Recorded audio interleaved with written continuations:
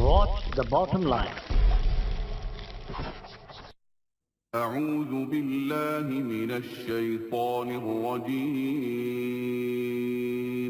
پناہ مانگتا ہوں میں اللہ کی شیطان مردود سے۔ بسم اللہ الرحمن الرحیم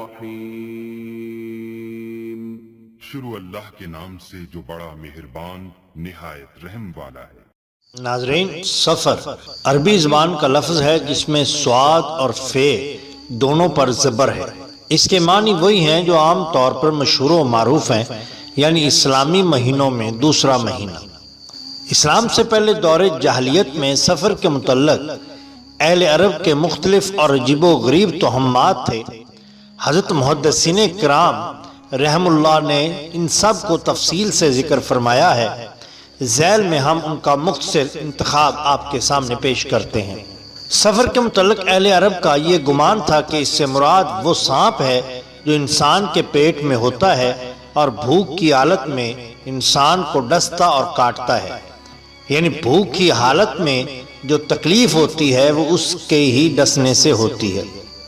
بعض اہل عرب کا یہ نظریہ تھا کہ سفر سے مراد پیٹ کا وہ جانور ہے جو بھوک کی حالت میں بھڑکتا ہے اور جوش مارتا ہے، اور جس کے پیٹ میں ہوتا ہے بسا اوقات اس کو جان سے بھی مار دیتا ہے۔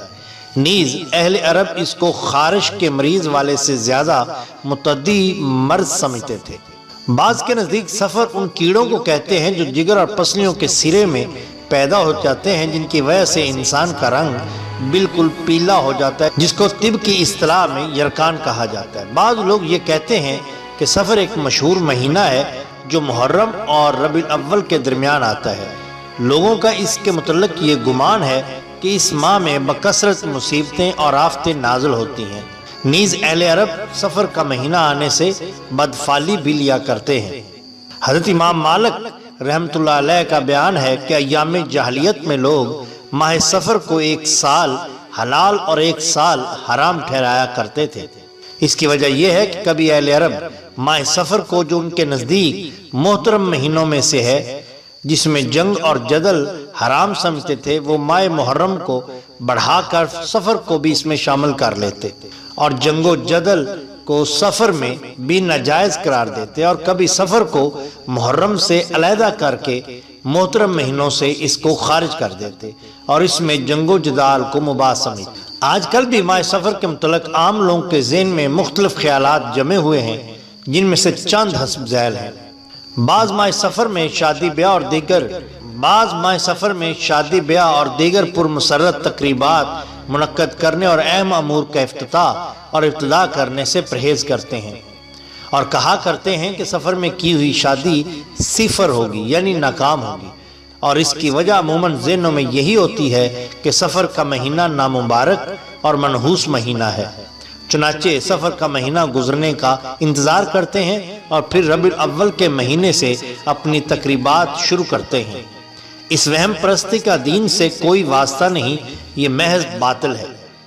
بعض ماہ سفر کی 1 سے 13 تاریخ تک کے ایام کو بطور خاص منحوس اور برا جانتے ہیں، اور 13 تاریخ کو کچھ گھوگنیاں وغیرہ پکا کر تقسیم کرتے ہیں تاکہ اس نحوست سے حفاظت ہو جائے، اور یہ بھی بالکل بے اصل بات ہے۔ من گھڑت اور ایجاد کردہ باتوں کی کوئی بنیاد تو ہوتی نہیں، لہذا جب جہلوں سے یا ان گمراہ کن رہنماؤں سے ان کے باطل نظریات کی دلیل مانگی جاتی ہے تو وہ من گھڑت روایتیں اور غلط ملت دلیلیں پیش کیا کرتے ہیں۔ ناظرین، یہ بھی دیکھا گیا ہے کہ بعض لوگ بالخصوص مزدور طبقہ سفر کی آخری بدھ کو عید مناتا ہے۔ اس دن کاریگر اور مزدور کام نہیں کرتے اور مالک سے مٹھائی کا مطالبہ کرتے ہیں، اور ہر مزدور کو مٹھائی اور عیدی دی جاتی ہے۔ یہ بھی محض بے اصل بات ہے اور واجب الترک ہے۔ بعض لوگ اس دن چھٹی کرنے کو اجر اور ثواب کا موجب سمجھتے ہیں، اور مشہور ہے کہ اس دن حضور صلی اللہ علیہ وآلہ وسلم نے غسل سیت فرمایا تھا۔ اس کی بھی کچھ اصل نہیں، بلکہ اس دن تو حضور صلی اللہ علیہ وسلم کے مرض وفات کی ابتدا ہوئی تھی، اور آپ صلی اللہ علیہ وسلم کے مرض وفات پر اب خوشی کیسے ہو سکتی؟ بعض لوگ اس دن گھروں میں اگر مٹی کے برتن ہو تو ان کو توڑ دیتے ہیں۔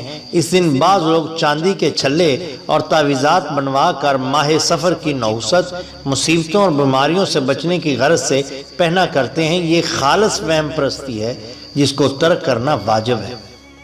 زمانہ جاہلیت میں ماہ سفر کے متعلق بکثرت مصیبتیں اور بلائیں نازل ہونے کا جو اعتقاد اوپر نقل کیا گیا ہے، اس کی بنیاد پر بعض مذہبی لوگوں نے بھی اس ماہ کو مصیبتوں اور آفتوں سے بھرپور قرار دیا ہے، حتیٰ کہ لاکھوں کے حساب سے آفات اور بلیات کے نازل ہونے کی تعداد بھی نقل کر دی ہے۔ کیونکہ جب بنیادی طور پر ماہ سفر میں مصیبتوں اور آفتوں کا نازل ہونا ہی باطل ہے اور جاہلیت اولا کا ایجاد کردہ نظریہ ہے، تو حضور اقدس صلی اللہ علیہ وآلہ وسلم نے اس کو بالکل بے اصل اور بے بنیاد قرار دیا۔ تو اس پر جو بنیاد بھی رکھی جائے گی وہ بھی باطل اور غلط ہی ہوگی۔ بلکہ اس کے برعکس ہمیں بخاری شریف سے ایسی احادیث ملتی ہیں جو سفر کے اس نحوست کے بالکل متضاد ہیں۔ بخاری شریف میں آتا ہے، جناب ابو ہریرہ رسول اللہ صلی اللہ علیہ وسلم سے روایت کرتے ہیں کہ آپ صلی اللہ علیہ وآلہ وسلم نے فرمایا، مرض کا لگ جانا، الو اور سفر اور نحوست، یہ سب باتیں بے حقیقت ہیں اور جزامی شخص سے اس طرح بچو اور پرہیز کرو جس طرح شیر سے بچتے ہو۔ مسلم کی ایک روایت ہے، حضرت جابر بیان کرتے ہیں کہ میں نے خود رسول اللہ صلی اللہ علیہ وسلم سے سنا کہ مرض لگ جانا، سفر اور غول بیابانی سب خیالات ہیں، ان کی کوئی حقیقت نہیں۔ ناظرین، حضرت ابو ہریرہ مسلم سے روایت کرتے ہیں کہ آپ صلی اللہ علیہ وسلم نے فرمایا کہ مرض کا لگ جانا، الو اور سفر، یہ سب وہم پرستی کی باتیں ہیں، ان کی کوئی حقیقت نہیں ہے۔ یہ سب بخاری اور مسلم کی صحیح احادیث ہیں۔ دیکھیے، ان میں رحمت کائنات نے صلی اللہ علیہ وآلہ وسلم نے سفر کے متعلق جتنے باطل نظریات، خیالات اور توہمات زمانہ جاہلیت میں عربوں کے اندر رائج تھے، ان سب کی صاف نفی فرما دی اور کسی بھی قسم کے توہمات کی کوئی گنجائش نہیں رکھی۔ اور جہاں زمانہ جاہلیت کے توہمات کی ان ارشادات سے تردید ہو گئی، وہاں آپ کے انہی پاک ارشادات سے بعد میں قیامت تک پیدا ہونے والے تمام غلط سلط خیالات اور تصورات کی بھی نفی ہو گئی، کیونکہ آپ صلی اللہ علیہ وآلہ وسلم کے یہ ارشادات قیامت تک کے لیے ہیں، اور ثابت ہو گیا کہ ماہ سفر المظفر میں ہرگز کوئی نحوست نہیں، اور آفات و بلیات اور امراض بھی اسی مہینے میں نازل نہیں ہوتے۔ ناظرین، ہم اگلی ویڈیو میں اس کا بقیہ حصہ بھی آپ کے سامنے پیش کریں گے۔ اگر آپ کو ہماری یہ ویڈیو پسند آئی ہو تو لائک کیجیے اور سبسکرائب کیجیے ہمارے چینل دا باٹم لائن کو۔ اللہ اور اللہ کے رسول صلی اللہ علیہ وسلم سے محبت کیجیے۔ اپنا بہت خیال رکھیے۔ اللہ حافظ۔